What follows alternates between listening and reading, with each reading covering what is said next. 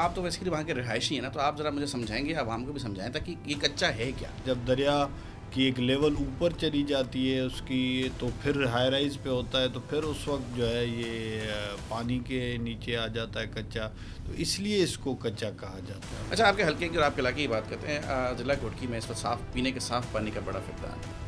آپ وہاں پہ ضلع کونسل میں بھی ہیں، حکومت بھی صوبے میں آپ کی ہے، تو وہاں پہ آپ نے اس لیے کیا اقدامات کیے؟ صحت کی کیا سہولیات ہیں آپ کے ڈسٹرکٹ میں؟